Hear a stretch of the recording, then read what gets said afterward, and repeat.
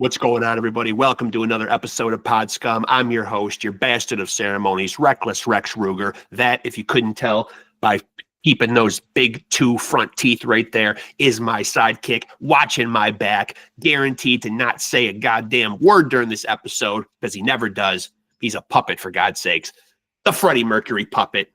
This is, of course, another amazing episode of Pod Scum. As I said, I'm your host, Reckless Rex Ruger, a.k.a., and perk up your ears here, the AKA is very important, Diamond David Lee Roth Jr. Search your feelings. You know it to be true. We're going to prove it here in 2025. That I guarantee, because my attorneys have guaranteed. DNA testing will be conclusive. I'm going to take a time out right now just to enjoy what rockstar genetics look like and admire the view. And when the view needs a little help, and it isn't often, this, of course, is the go-to product, kids. Get this in your life. You won't look this good because, as we all know, that's impossible, but you will step up your game levels. It might be a new year, but it's the same old product. That being said, man, while we're waiting for my guest to get in here, a guy that I'm super excited to have ran down and gotten on here, and he's here now, so I'll shut up and we'll just get down to it, and I'll go into promotional mode later. There's always time for that shit. Shameless plugs. You gotta do it nowadays. Brian. What's up, man? Hey, it's good to have you on here, man. Thanks for doing this, man. It's really nice to meet you, man. Nice to meet you too. Yeah, and listen, I was just saying to somebody today, man, that after 3 decades of not getting any music from you guys are not only back, but back in a big way. I mean, I see the Asylum album talked about, album of the year, certainly in the discussion for album of the year, man. But I'm curious. One thing I see from being friends with you on Facebook is that probably, obviously, since the last time that you made music, you're a grandparent now. Yep. I'm a grandparent as well to 6 grandkids, man. Does that affect or change the way you approach music now? It has to, right? Yeah, of course. So the reason I quit doing music was because I had a daughter and I had to raise her, and yeah, priorities take that. That's first. And when she was able to be on her own and stable, that's when I got back into music. But yeah, I mean. Family first. It's got to be, And when you're writing music, and obviously, as you get older and family life changes, your worldview must change too, man. Like, did it affect? Because I feel like there's a lot of social commentary on this album. There is. Yeah. It was kind of crazy. I was playing with my old drummer and a new guitar player and our new bass player, and we were trying to write music. Yeah. And we went to Europe, and we got caught in COVID, and we came back 8 days into a 23-day tour, and we tried to write more music, and I said, it's not working. Yeah. So what happened was COVID was a good time because it gave me a lot of time to reflect, and I started working with the new guitar player, and man, everything just started coming, and we have the next one written already because it's a different mindset. You got to work, in this game to get shit done. Yeah, and so the other guys, they wanted the jam and all that stuff, and that's great. But if I want content, right? It's time to write again and be serious about it, because how long do we have left? Right. And shout out to this guy, Mark Coughlin, man. I'm seeing, when I'm listening to the album on streaming, following along with the lyrics, get to the bottom. He's somebody that I see, getting a writing credit on a lot of the songs, man. Who is he? How do you meet him? How does he enter the fold? Okay, so in 2019, a friend of mine sent me. So we're mutual friends. He's a drummer friend of mine, and he said, "Hey, man, listen to this guy's album." And I did, and I thought it was really good. He said he wrote the whole thing himself, and I'm like, "Wow, yeah, that's really good, prolific." Yeah. So he asked me to do a song on his album, and I did, and his style, man, I heard something in this guy that was not typical. You know, the average thrash guitar player. Right. And he had graduated into Gothenburg and some death metal, and but it's his approach to guitar playing is very different. But he has that right hand, you know, which is thrash 101. Sure.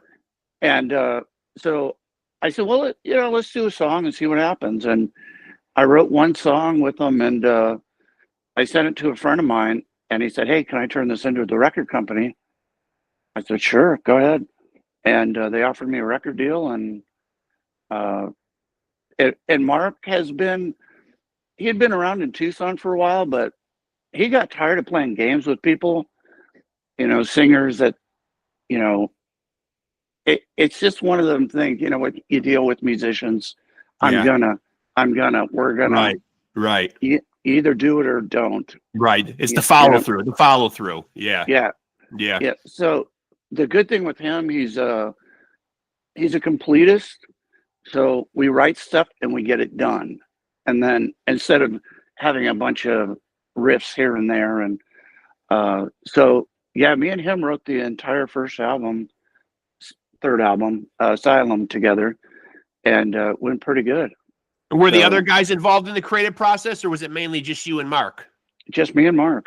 Yeah. This one's going to be a mixture of the band now, Nathan Montavo and Josh Gibbs. And we just got a new drummer, so he's going to be doing all the drumming on the new album. Yeah. And one thing that I really applaud though, man, and I don't know, as a singer, I'm not a musician myself. Do you attribute this to the fact that there was inactivity in your career, because your voice has held up incredibly well, man? Do you attribute that to how does it work with a singer's voice? Is it better to continually work, or is it a way advantageous that you know, that you haven't put it through a lot over the years? So one of the big things I learned in between my early career and now, is how to sing. I joined a men's choir, and then I did a cappella singing. Okay. So that's really where you learn to control how to breathe. And if you stress your voice when you're sick, you can get polyps on it and nodules, and it can really mess you up. So probably a lack of touring constantly, you know, but there are some really good singers who've held up, you know. Yeah. Flotsam and Jetsam, Eric. Eric is a show off. I know. I've had Eric on the show a couple times. He's one of those guys that can just go up and belt it out, and he doesn't do a lot of warming up. He has a gift, I guess. he has a gift. Chuck Billy. Yeah. You know, they've seemed to gotten better with age. And it's just, man, you got to take care of yourself. For sure. I agree. Yeah, I agree, man. Flotsam, man, is really hitting, they're getting their second win. Their last 3-4 albums have been incredible. Oh, yeah. I mean, they're really hitting on all cylinders, man, at this stage of their career. Absolutely. Yeah. And so talk to me a little bit about going back early on, man. Was there a specific album or an artist or a song that really got its hooks in you and made you want to do music? Did you grow up in a house with a lot of music? I did. My mother was a piano player. Okay. She was also in a band, and she did some singing. And so I had that always in my household. And I wanted to play guitar more than anything. And I actually started playing guitar in this band. It was me and Chris Likens. And he said, well, you know, we should have another, you know, you're not playing leads. We'd like to have 2 lead players. And I said, okay, well, I guess see you later. And he's like, no, you're singing. And I'm like, oh, okay. I've relegated to another job. Yeah. So I had just recently flown out to San Francisco back in '85, maybe. And my friend's like, dude, you got to come out here, man. This shit's blowing up. This band called Exodus and these other bands. And I'm like, you know, he sent me a couple tapes, and I was like, holy shit, that's way better than hair metal, you know? Yeah. So I flew out there, and I was like, it was electric. So I came back and I was like, that's it. Yeah. Thrash. I just love the energy, the sound. Yeah. It's got a lot of good shit going on. Yeah, it's right in my wheelhouse too. Like I think when I was young, and I talked about this on here before, man. Me and my friends would keep searching for the next heaviest, the next fastest thing, or whatever. But as I've gotten older, I've dialed it back a little bit. I have a lot of people from death metal bands on here, but I've kind of lost my ears for it a little bit. When I dial it back, man, thrash seems to be my comfortable wheelhouse, man, where it's just fast enough, just heavy enough for me. Yeah, and that's music to me. I think death metal lost the good singing. It lost the absolute great guitar playing. Yeah. Not in all death metal, but some. And then, you can't go, what's the next move here, guys? I mean, what are we going to do? Play bass now? Blah, blah, blah. Yeah. Everybody just plays bass guitar, and then we tune that down. And yeah. So, yeah, me and my guitar player talk about this all the time because he's I agree. Yeah. Absolute shredder, Yeah. But I agree, though. Music can get I think music can get so heavy when it just becomes blast beats and a wall of noise. It almost seems like it's heavy just for heavy's sake, but then it kind of loses its melody. And then you're right. It's kind of like, what are we doing here? Like, yeah. Are we just creating like a cacophony of noise here? Like, yeah, absolutely. And hey, there's nothing wrong with that. No, people want to do that, Yeah. But I always had a very special place in my heart for this kind of music, Yeah. And I feel like listening trends have changed so much, or like the way that music is released, especially post-COVID. Obviously, I don't have to tell you, attention spans are not what they once were. You're seeing a lot of singles, a lot of EPs, a lot of shorter bodies of work. I would think that wouldn't make sense in the metal world, but then you are still seeing metal bands do it. Do you still ascribe to the old school mentality of putting out a piece of work that's an LP? Sure. I think you want to hear the whole thing. And I wanted to sign with a record company that was still putting out albums. Yeah. Because after talking to people in the digital age, there's a lot of people who like the pictures, the holding the piece, and getting the collector vinyl, and and the sound. There's something that got lost in the digital age with the sound, but yeah, I really like a body of work. We have a couple different things on our album. The Close My Eyes a little different than the rest, right? But it shows the diversity of the band much better, I think. Yeah. And do you sit around and think about like, how many songs is the right number? How many minutes should the album clock in at? Because obviously it seems like long gone are the days where we see like a 75-minute Metallica album. People just aren't listening to music and consuming it that way anymore. Like, do you give that any thought, or do you just kind of say, we're going to put what we're going to put on here, and people are going to listen to what they're going to listen to? We were going to shoot for about 55 minutes. Yeah. Right under an hour. But our record company said 45 minutes or less. Yeah. So we actually cut one song from the last album. And my guitar player is like, dude, why did we cut that song? Is that the template? Is that the template that the record label uses? Because I'm interested that you say less than 45 minutes. Is that standard operating procedure, like where record companies are at that number right now, like saying people aren't going to go above that? Yes. It is? So, yes, if you look at my bass player actually presses albums. So if you look at an album and you convert DAT to analog or vice versa, right? You only have so many grooves, in an album. You can stack more on a CD, 16 songs. Right. But we're pressing albums and doing the both formats. So that's just record company rules. So we're going to go with it. Yeah. Now I know that I said that your album certainly was one of the stands out to me of 2024. Now that 2024 is in the rear view, taking your album out of the equation, was there stuff that came out in 2024 in the metal world that you liked? No. Tell me how you really feel, Brian. Man. Okay. So I can't say that 100%. Kerry King's albums, it took me a few listens Yeah. But it's pretty good. What's Phil Demo's band? Category 7. Just gonna say that. That was good. Yeah, that was good. Yeah, that was good, but it was puzzling because I just saw a thing on there that they had to cancel a bunch of dates because tickets weren't selling. You put together a fucking super group and nobody's coming to see them. Terrible. I had Jason Bittner on here. I've had him on a couple times, man. He's drumming in that band, and it's like, last time I had him on, he was very optimistic and thinking, holy shit, this seems like a can't miss. The album is great. The lineup is great. John Bush is a great singer. They got great players in the band. Crazy. My guitar player, when he joined the band, he's like, dude, we're going to tour the U.S. and we're going to go. If you look at any band right now, they're having to run 3 deep. And you've got to have 3 good bands on now. Yeah. Like Category 7, it's just like us. I just got a booking agent. For the life of me, I can get a show here or there, but these promoters, they don't want to book because they're so afraid of losing their ass on this kind of music, because a lot of people don't go to shows anymore. Yeah. Which is fucking sad. I know. Really. I know.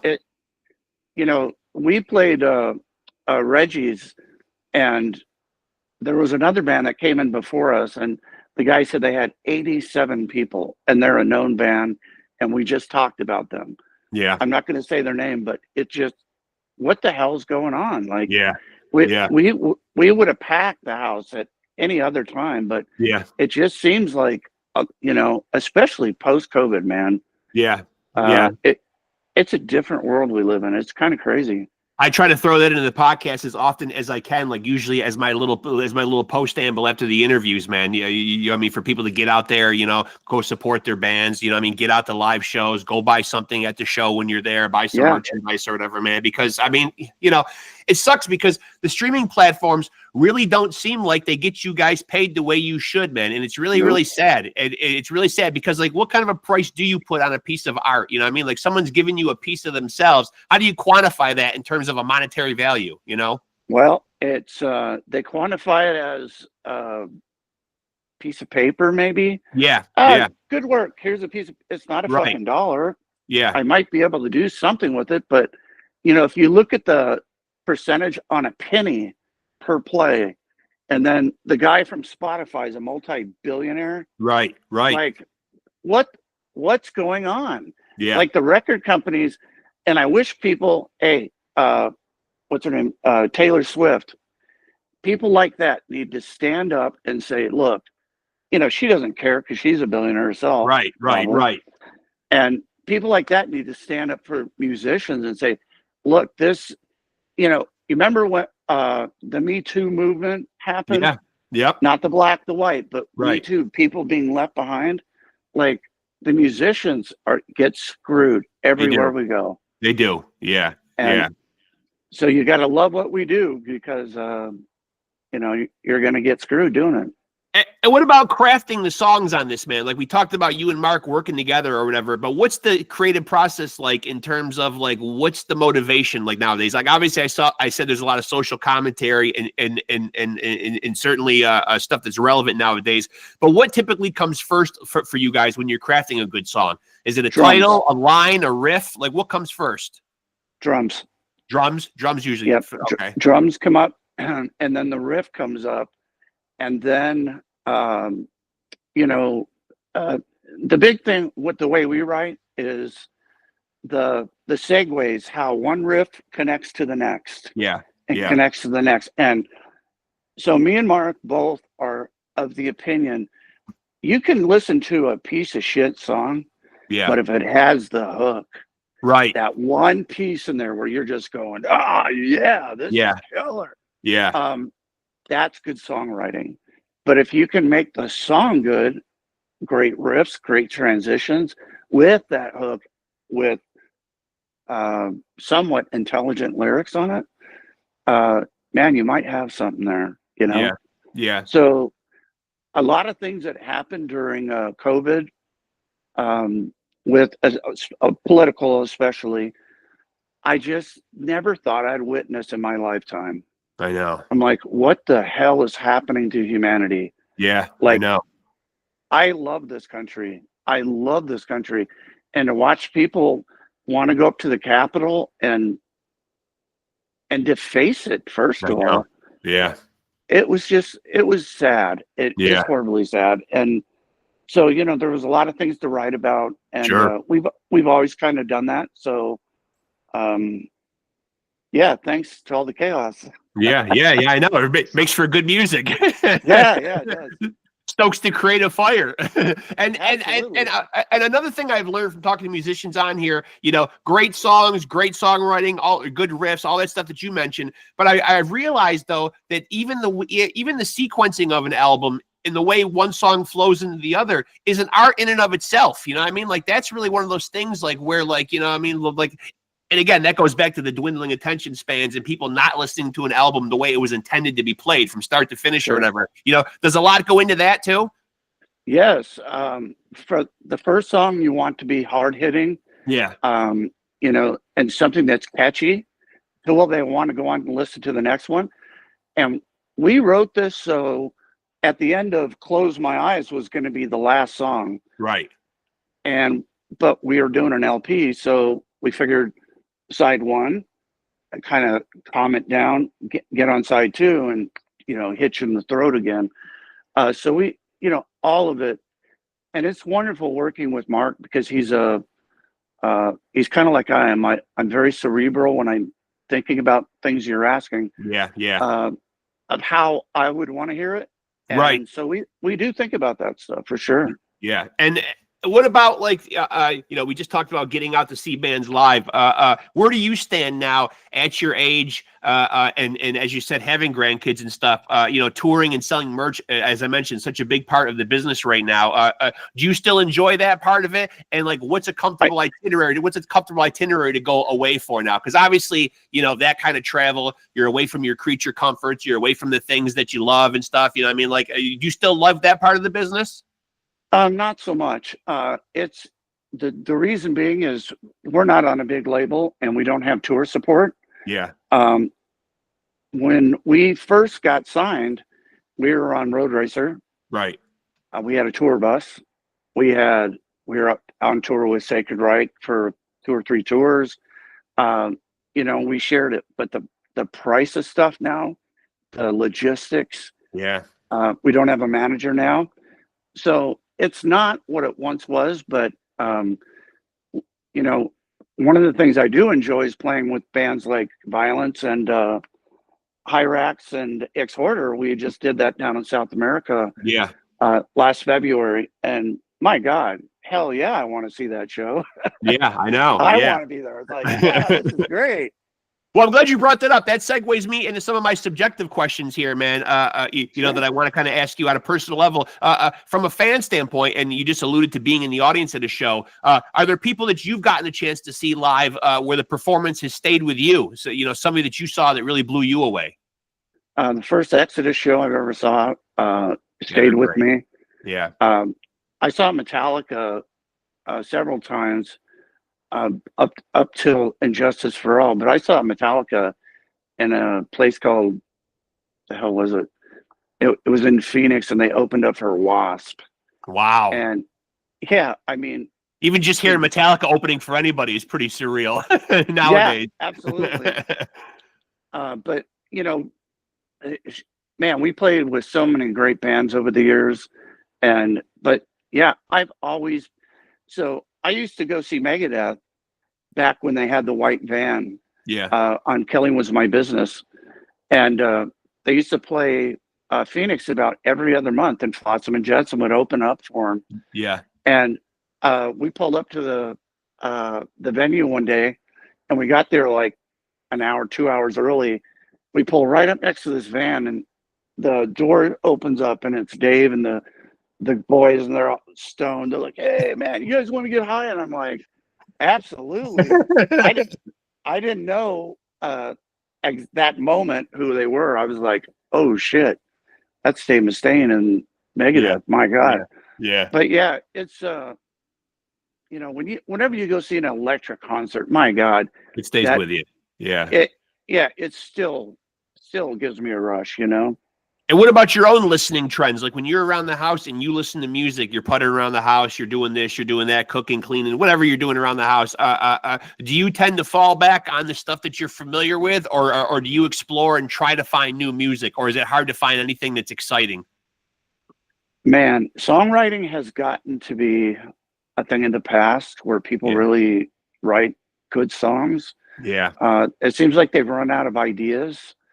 And I'm not going to say this for everybody, but man, what's the last great album you heard? I know you're right. And I think a lot of it has to do with how easy it is to get your music out there. Not have it be successful, but anybody can put an album up now on the streaming platforms. I mean, you can make it on your you can make it on GarageBand on your iPhone or on your computer. You know, it doesn't necessarily mean it's going to be good or sell anything, but you know what I mean? There's certainly an influx of music out there on the platforms. You know what I mean? And nowadays anybody can fancy themselves a musician.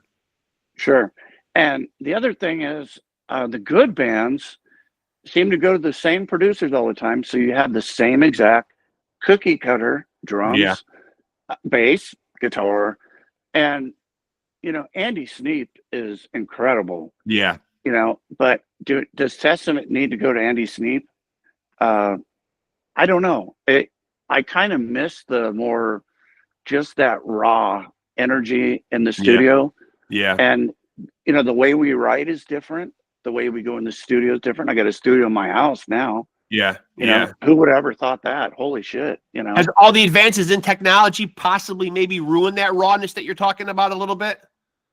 It has. Digital is very, it's very clean.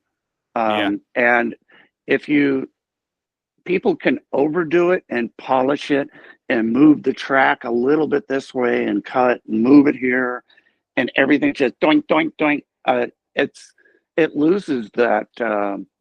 So you're not a musician, but Superior Drummer is the best, in my opinion, the best drum program out there.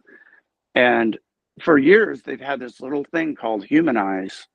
You know, you don't want every hit to be the same. Right. Or you want, when you slide into a note, do you want it to go dun dun, or do you want to hear that? Right. I want to hear that kind of shit. Right. And it makes it human. Right, like those great live albums that we used to hear in the 60s and 70s, like where they would fuck up and they would just leave it in there and say, fuck, it's on there now. You know, I mean, you know, somebody hit a clunker, but we're going to leave it on there, you know? Absolutely.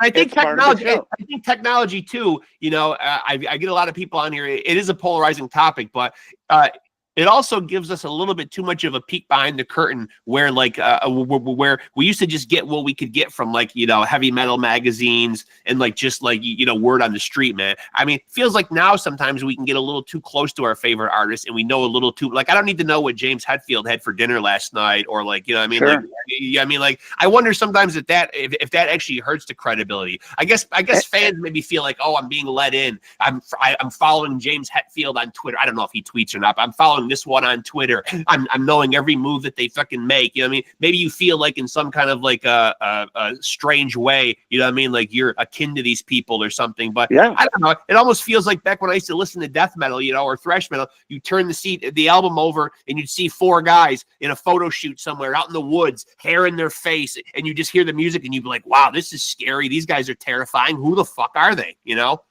Yeah. But you didn't know. There's not a lot of mystery anymore. No. You know? No. And I think humans are reaching a point where we know.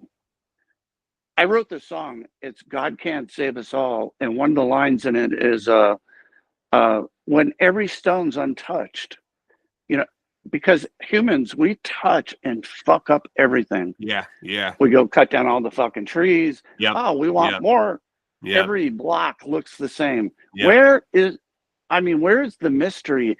And just being able to walk out into nature or anything like that, that's what we connect with. We don't connect with this fake. Absolutely. You know, and I hate to bag on people on Instagram, but that, man, I mean, these people and on TikTok, that it's the same girl. And if she sends you a friend request, every picture is her. Yeah. Yeah. You know, it's not us at the park. It's like Yeah. ooh, you know, Right. and that's why I joked about my hair. If this is video, I got to do my hair. But it's, you know, I don't know where we're going as a society of people, and I don't know if. But here's the scary thing: there's a few people in this world who are shaping that future, and it's Jeff Bezos, it's Facebook, with Instagram, it's these people that are literally shaping our future. That in itself is scary as hell. Yeah, yeah. I feel like a lot of bands, but even back in the day, were warning about this. You even remember a lot of those early Voivod albums. They were in a way like almost a precursor to, hey, watch out, technology is almost going to become smarter than fucking we are. We're seeing these cars, these phones. Everything is made to be super intelligent. You know, I mean, it's almost like trying to phase out fucking humans. You know. There you go. You just said it. Yeah. I'm writing a song right now, and it's about that. And I mean, how smart do we really need our fucking our technology to be? You know what I mean? It dumbs it, and then it dumbs us down. You know what I mean? Like we keep getting dumber because now instead of getting our answers out of books or whatever, we got Google at our disposal. You know what I mean? Sure. We're relying on them to tell us everything now. Inform everything. And that's the thing. Is there any mystery in anything anymore? I know. There's not. Yeah. Oh, I just Googled it. That building is exactly 1,472 feet. I told you so. Yeah. It's like the one thing that concerns me about all this is the human touch. Yeah. Hey, bro, what's going on? Right. Hanging out with your friends. And now it's this. It's, everything. And it's not so much this, but it's gaming, and people talk to their families like, I see them on Facebook or FaceTime. I don't need to go see them. Yeah. It's like people need fucking hugs. People stimulating conversation. You know what I mean? Like exactly. Even between two people, I mean. Hey Siri, what should I have for dinner tonight? Yeah, right. It's a weird time, man. It's definitely a trip. It's funny how these things kind of happen, though, because a couple days ago, man, it's weird how the scheduling worked, man, because a couple days ago I had Richie Cavalier on, who was actually on the cover of your album. he absolutely was. That's funny. A lot of people had no idea that was him. Yeah. I did a post on Facebook, and people were like, really? How did I not know this? Yeah, I was digging around for bullet points and like notes and stuff to talk to him about. I had no idea. Obviously, he's wearing like a skull mask. I mean, like on the cover or whatever, man. But still, I mean, I don't think a lot of people would have known that. Yeah, we just had some shirts made for us down in Puerto Rico. Yeah, and I let the producer, you make them, you can do what you want. He said, is it cool I do the violin by nature? I said, sure. So I got the shirt, and on the back, it's a picture of Richie with the tattoo. That's that cool. Little It's so cool. Yeah, I was like, cool. Holy shit, that's awesome. Yeah, that's cool. That's cool.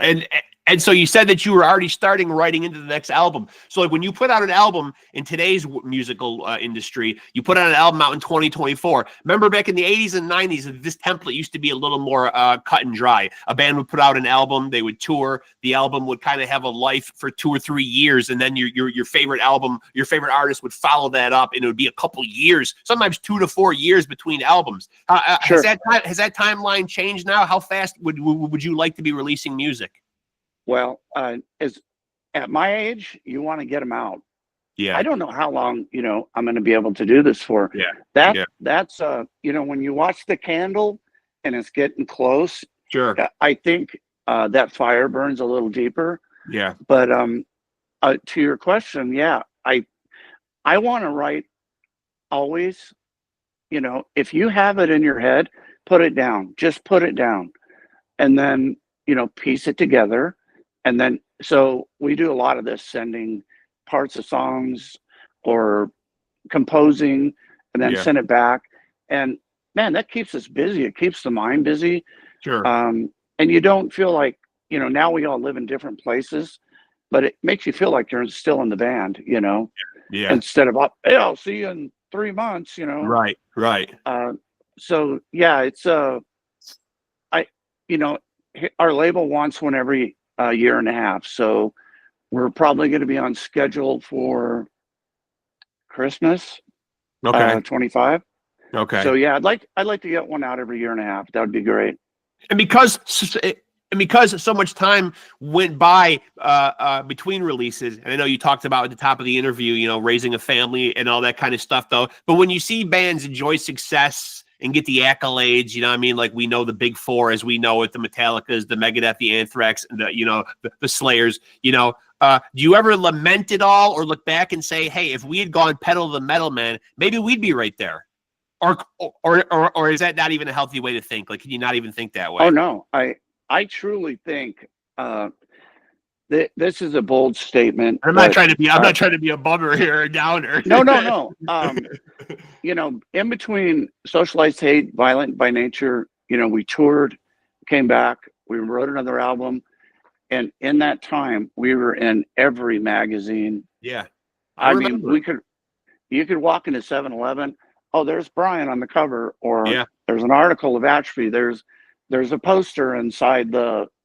I think we would have done really well. Yeah. But you never know. But the thing that just consolidates everything was people didn't want this kind of music for a long time. When Alice in Chains came out and Nirvana, it's just like it turned a switch off, and it was so bizarre.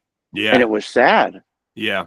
It was really terrible because, let's face it, Nirvana doesn't have any damn energy. No. I mean, I'm on drugs, like, holy shit. Yeah. But I'm not talking shit. They're, they've sold how many platinum albums they have. Right. Holy crap. Right. But you're right, though, because having talked to guys like even from the 80s, and I hate to use the term, but hair metal, man, I've had guys even from that era on here before, though, and it did kind of seem like, it was high energy, high octane. The 80s was kind of like a decade of decadence, and maybe the music was a lot of style over substance, like we think a lot of those hair metal bands, the sex, drugs, rock, roll, but it was fun, it was upbeat, it was high octane, it was high energy. And then like 1990 hit, and it was kind of like wah wah, like absolutely. It's like they quit making hairspray. It's like, what happened? Shit. Yeah. It's like, not that some of those bands didn't make great music. I don't want to impugn like what all those bands did, the Soundgardens and the Alice in Chains and the Pearl Jams or whatever. But it did kind of seem like, like, hey, like we don't have to necessarily, suck all the fun out of music either, Yeah. So there was that, and then there was nothing else. Right. The labels, that's one of the reasons we got dropped is, no, look, money's over there. There was some bands that continued on, Testament, Exodus, they, by 2017, I think they came back, but there was a while they were gone too. And it's just, it was very hard. And so you can see why it's so hard to, sell out venues right now, because my God, where did all the people go? Yeah. It's crazy, Yeah. And there was a scary point in the 90s where, like, if we didn't have Pantera, flying the flag, man, fucking metal was almost fucking extinguished. Metallica had gone kind of off the rails a little bit. They were even, wearing eyeliner and fucking making alternative albums or whatever, man. And, like, they kind of, like, lost their way for a little bit, man. If Pantera hadn't really been putting out those kick-ass albums in the 90s, man, like, we'd have been in fucking trouble. I love Phil. I love all the guys in Pantera. I've met them back when they were talking about that first album, after the hair metal. Yeah. We played Joe's Garage out in Texas, and they were there. And he said, dude, oh my God, fuck yeah, Atrophy, blah, blah, blah. Yeah. And I didn't know who he was. And he said, oh, dude, we got this new album coming out, and it's on, who were they with? The first album? And I'm like, yeah, right, kid. Sure, you're going to be all that. Yeah. And by God, man, they really put a mark on this type of music and other type of music. Yeah. And that's when down tuning, but my God, the riffs and Phil's voice was, Yeah. wow. He Yeah. left it all on the table back then. It is so hard to replicate his voice. And what did you think when they came back, like post Abbott Brothers, like what they're doing now, man? Do you like that? Man, there's a lot of fans out there who had never got a chance to see him. Yeah. And I praise anybody who wants to do this anymore. And the loss of those two is unsurmountable. But Yeah. if he can go out and keep it going, good for him. Yeah. Phil's had a rough time in life. He's he's a recovering addict, and here's the option: is like you don't have to go see him. Right. Yeah. Yeah. But there's a lot of people that, oh my God, I got Zakk Wylde guitar hanging on my wall that he signed for me. I'm a huge fan of everybody in the band, and if people would like to see them, by all means, keep the shit alive. Yeah. Everybody. I never mock Pantera. I don't mock Metallica, Megadeth. You know what? Because if it wasn't for them, who knows where we'd be, Well, I think Pantera did a smart thing too, man, because they didn't just go out and and I've said this before on here, they didn't just go out and get hired guns, man. Like, these are guys that are part of their inner circle. Charlie and Zakk are guys that are going to honor the music, man. Like, they're part of that kind of Pantera family, close friends with the brothers, so they're doing it justice. He was a dear friend. So it's amazing that he's doing it, because, Zakk can go off and do anything right now. He's a machine, But yeah, good for them. And then where do your kids and or grandkids, I don't know how old your grandkids are, but where do they stand on like what you do as far as music? What's their opinion of it? So my daughter didn't really know what I did because I quit. Yeah. And she met a guy and they were going to get married. And we got our first show when we were back down in Peru. And he makes pretty good money. And he said, we want to come. I said, You're going to fly to Lima, Peru to come see us? And they're like, oh, yeah. And I think it never hit my daughter until she saw us live. And she's like, holy shit, Dad. So my grandkids are 3 and 4. Oh, yeah. Little tiny guys.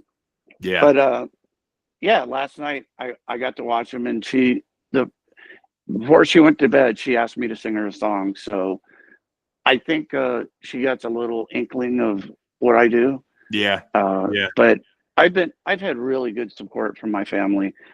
This go around. Not so much in the beginning, but it's nice. Right.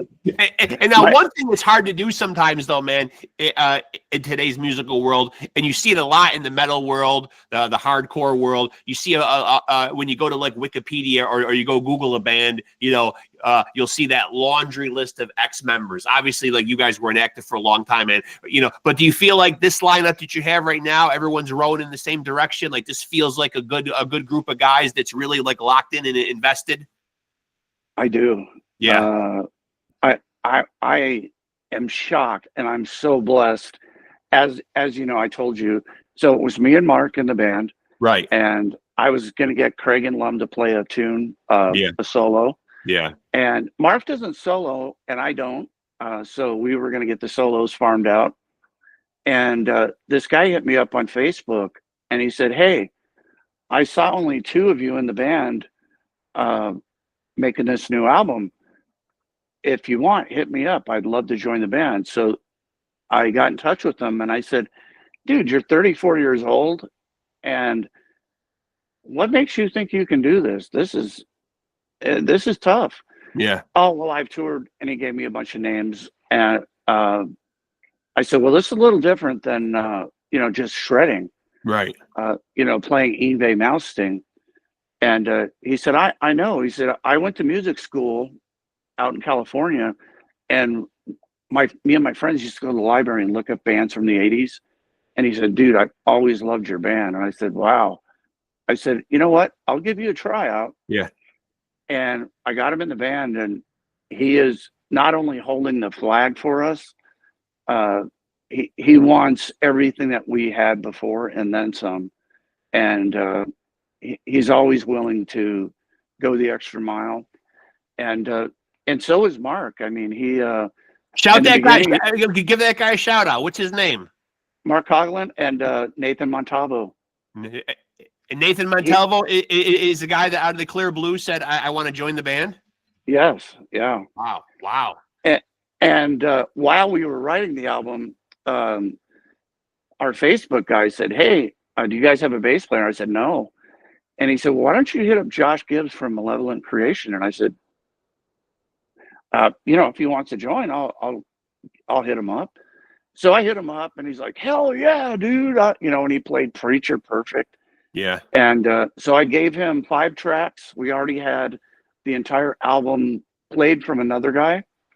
But Josh came in, and he's like, he's been a fucking, I always say, Josh, you're a warrior. And he says, well, it takes a warrior to do this, you know? Yeah. And he's absolutely right, man. Yeah. Yeah. So, And so when you travel, like, and you go do like Europe, man, like, what do you see? Because I always hear such great feedback, and I watch like YouTube clips, and you always see these amazing festivals in Europe. And, they seem to pull them off without a hitch. You don't hear about the people being assholes. And I mean, I live here in the United States, but, we're assholes a lot of times. I mean, we just are, But those festivals, they seem to have such a reverence and a respect for the music, man. What's the differences when you're up there on the stage and you're looking out, and you're seeing like European audiences as opposed to American audiences? Can you put a finger on like why it is like they seem to get it in a different way? They center their whole. You got to remember, where did all the people from America come from? Right. We came from all different places. Yeah. And the one thing that we don't have that other people have is culture. It's culture. It's the drinking festivals. Yeah. The camaraderie. They all know each other's names. Yeah. They go to shows, and they buy the material. That's the difference. It's a brotherhood. Yeah. I never understood when I came back doing this. Everyone's, hey, brother, what's up, brother? And I said, why is everybody calling each other brother now? I didn't get it. Yeah. But I get it now. Yeah. It's like, you're a brother of metal, and we're all in it together, man, because if we don't want this shit to slip away. Right. Yeah. I've always considered it one of the better communities too. And I do feel like, because of the aggression and the nature of the music, that it instantly gets labeled as, it's got to breed violent people. It's got to be people that are maniacs or whatever. But then you go to shows, and like, and you instantly realize, and I won't let it stop me. Like, if a show comes nearby and I have nobody to go with, like, my wife's not into extreme, music or whatever, but if there's a show close by, I'll go by myself, and somebody ends up commenting on your shirt or something, and suddenly, you're talking to 4 or 5 guys that you don't know, you know what I mean? And absolutely. And you're embraced. Dude, and you're welcomed. It's crazy. I got stopped at a Walmart the other day because I had these Atrophy shorts made, and they have the Jester, and he's like, dude, where'd you get those? I said, well, I had them made from the, and so I told him the whole story, and he's like, I kind of know the singer. Yeah. And he was like, that's fuck. He didn't know I was a singer. Yeah. He's like, holy shit, dude, I can't believe it. But not just me being the singer, but I instantly had a friend. Yeah. And that's the thing, is like, we're such a tight-knit community of people. Yeah. It's pretty amazing. Music brings love. It brings energy. It brings all crazy different stuff. Yeah. And it's almost free, Yeah, it is. It is. And very therapeutic. Yes, it is. There's proof that says, if you take 15 minutes and turn on something, it'll absolutely change your mood. Without a doubt. And make you think something else. Well, I mean, like And my day job, I work in healthcare as a nurse at a nursing home, and when people come in to play music for the residents, even people that are not very ambulatory or moving around or whatever, music changes them. Suddenly, their feet are tapping, their head is bobbing, and these are people, man, who are extremely old, you know what I mean, and not in great health or whatever, but the music does something to them, you know? it does. It moves you. Transports them. Yeah. So I'm sitting in a house right now that was built by a World War II veteran, Okay. and I live on the lake. I was walking down by the lake, and I just moved to Arkansas. I turned around. He said, "Hey, how's it going?" I said, "Good." He's an older gentleman. I turned and walked away. This man turned to me out of the blue and said to me, "Hey, do you sing?" I had very short hair at the time. Yeah. And I said, "That is an odd question to ask me." Yeah, it is. And he said, "I'm in a choir. Would you like to come with me on Tuesday?" And I said, "I absolutely would." Yeah. But I wound up taking care of this gentleman until he passed. He had Alzheimer's and dementia. Oh, yeah, that's the worst. The worst. And one of the things he wanted all the way up until he passed, even to the day, he wanted to hear the music. And when I put that music onto him, it brought him back to being, Absolutely. Yeah. It's crazy. Yeah. you know, he could barely speak. He was trying to sing again. And Yeah. Yeah. it just moves people, man. And It that's does. why I love what I do. Yeah. Yeah. And so what will 2025 be like for you guys, man? Before I let you out of here, man, like what's in store for Atrophy for 2025? Will there be more touring? Yeah. Shows? So last month I got a new booking agent for Europe. Okay. I got a new booking agent for America. And I got 2 guys I'm working with in Latin America. So it'll kind of resemble this year. And in between, we're going to be writing. So we're playing the Maryland Death Fest this year, a couple other festivals. And yeah, we'll see what happens.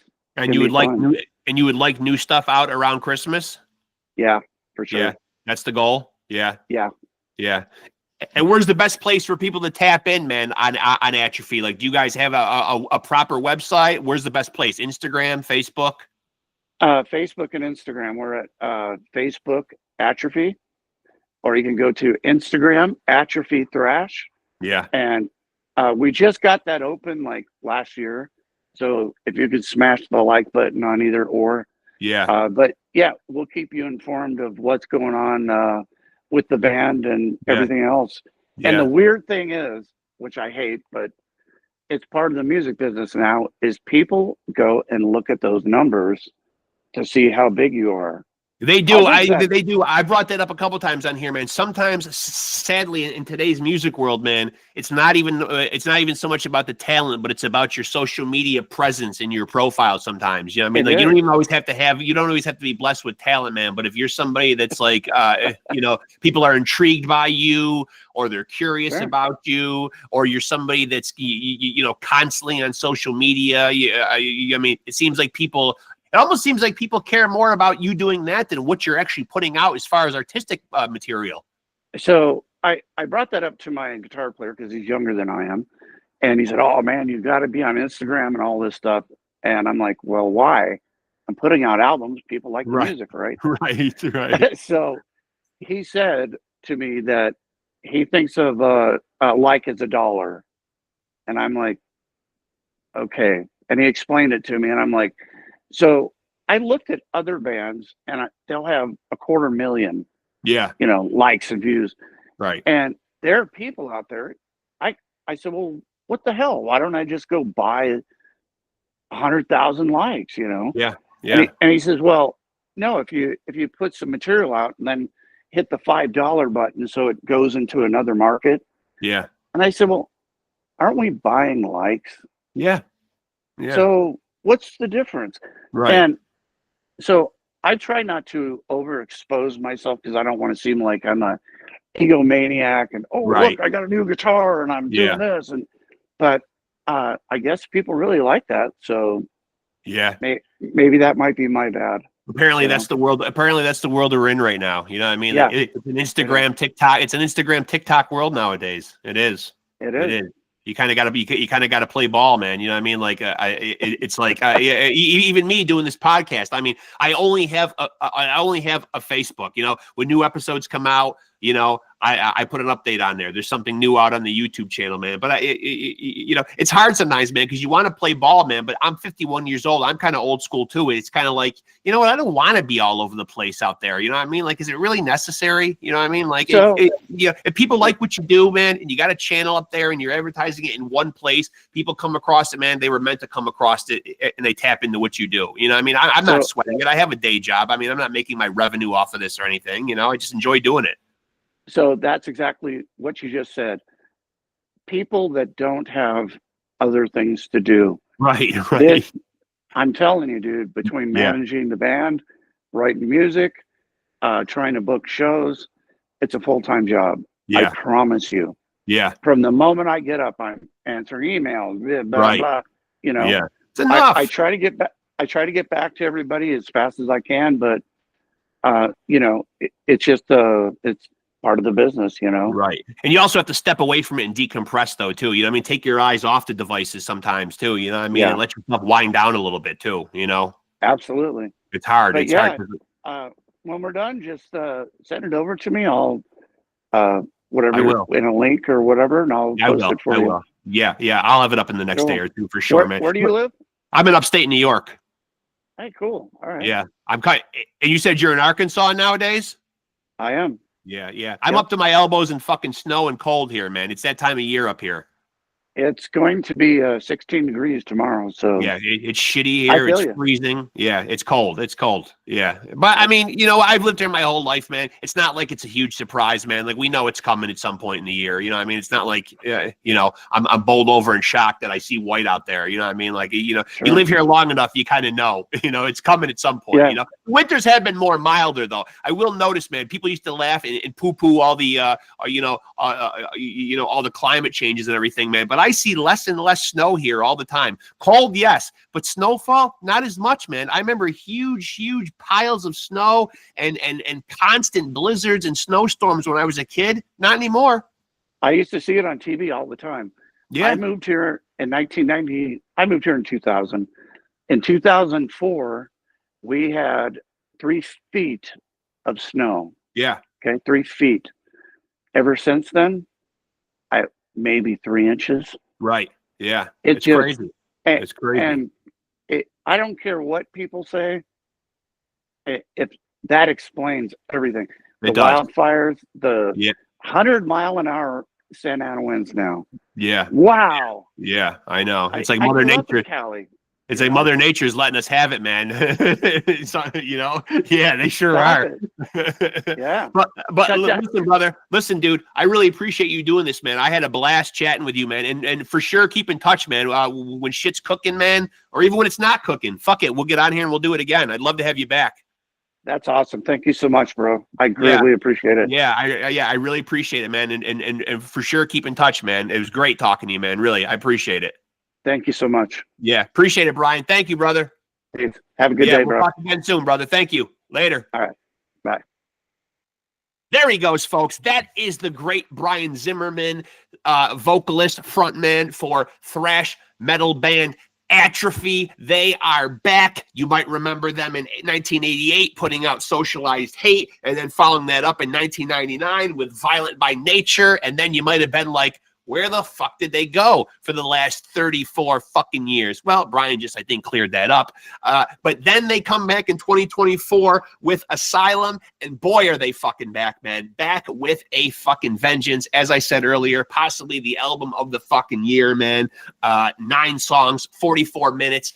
Banging you over the fucking head. Good old-fashioned classic fucking thrash. The boys in ATROPHY are fucking back, man. And man, am I fucking glad, man. One of the thrash bands that I really love. Love Brian's voice, man. And boy, do they sound fucking good. And good news is, man, they are back, active, and ready to keep the fucking train rolling, man. As Brian said, hopefully shooting for the holiday season for having a new album out, man. That is fucking great fucking news, man. I enjoyed the hell out of that conversation, man. So thank thank you to Brian Zimmerman of Atrophy for coming on here, man. So stoked, man, that Atrophy is back, man. As I said before, man, make sure to like and follow Pod Scum on Facebook. Actually, I didn't say that before because I didn't have any time because Brian had joined the fray. But now I'll tell you to like and follow Pod Scum on Facebook, and make sure to like, subscribe, and smash the notification bell to stay tapped in to the best conversations anywhere on planet Earth. That might be a bit of a stretch, but I'm going to fucking say it anyway. And I'm also going to say the same thing that I always say when I end these things, and that is, remember to take it easy and keep it sleazy.